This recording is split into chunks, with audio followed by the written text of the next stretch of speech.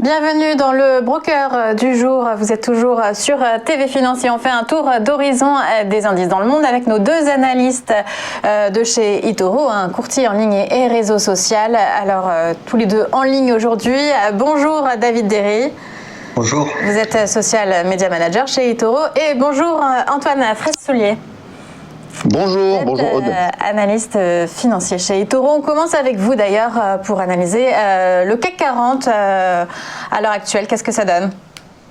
Alors, c'est vrai que le mois de janvier, le CAC est resté sous pression comme l'ensemble des indices mondiaux, mais cette première semaine de février, eh bien, on a eu un rebond violent sur l'ensemble des indices et notamment le CAC 40. Alors, rassuré déjà par des publications trimestrielles de très bonne facture, puisque alors aux États-Unis par exemple, on a 45% des entreprises du S&P 500 qui ont publié des résultats qui ont battu à 82% le consensus.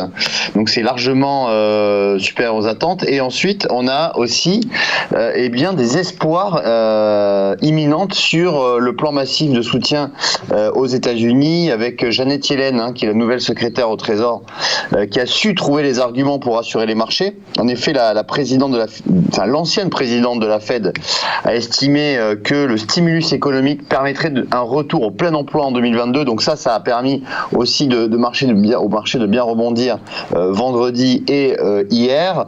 Et enfin, on a aussi les craintes sanitaires qui s'estompent un petit peu avec la perspective d'une accélération des campagnes de vaccination dans les prochaines semaines.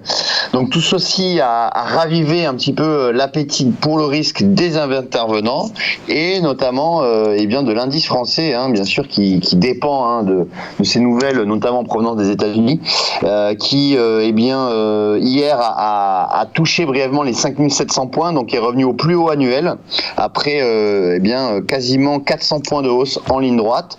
Maintenant, on a effectivement ce niveau des 5700 qui peut bloquer les cours à court terme, mais à mon sens, on devrait aller plus haut dans les prochaines semaines. Et alors là, il va falloir intégrer la mauvaise nouvelle pour Total, en tout cas, la perte nette de 7 milliards qu'ils ont annoncé il y a quelques minutes maintenant. Tout à fait. On a donc une perte historique pour Total sur l'ensemble de l'année 2020, 7,2 milliards d'euros, notamment sous l'effet des dépréciations qui avaient été annoncées au mois de juillet. Alors c'est essentiellement dû à la baisse de la demande de pétrole, une baisse de demande qui est entre 10 et 20% sur l'année. On a tout de même le groupe qui sauve son dividende trimestriel, son dividende trimestriel qui reste à 66 cents par action au niveau identique que les 3 trimestres précédents. Grosse annonce et grosse nouveauté pour le groupe qui va changer de nom. Le nom maintenant Total devrait s'appeler Total Energy et ça c'est en rapport avec effectivement le virage stratégique qu'a effectué Total en 2020, notamment vers l'électricité et les énergies renouvelables. Et donc Total veut trouver des sources de revenus dans tout ce qui est donc le renouvelable et l'électrique.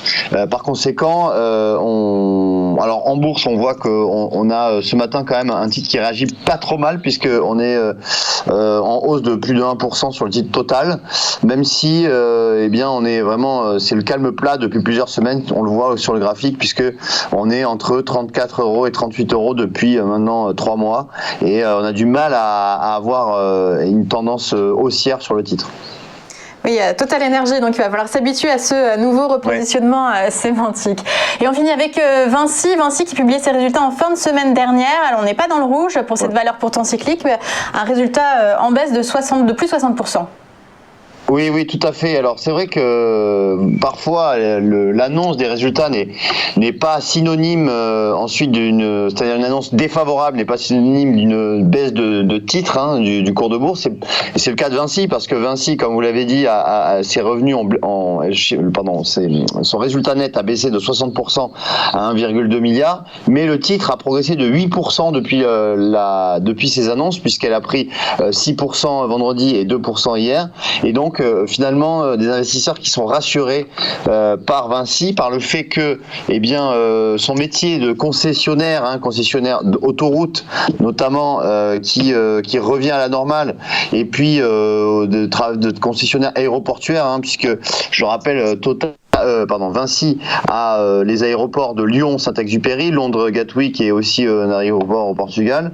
Par conséquent, ce sont des revenus récurrents qui permettent au groupe de dégager tout de même un résultat net sur l'année 2020, et les prévisions sont encourageantes pour l'année 2021, ce qui permet au titre Vinci de progresser et peut-être de continuer sa progression sur les prochains mois.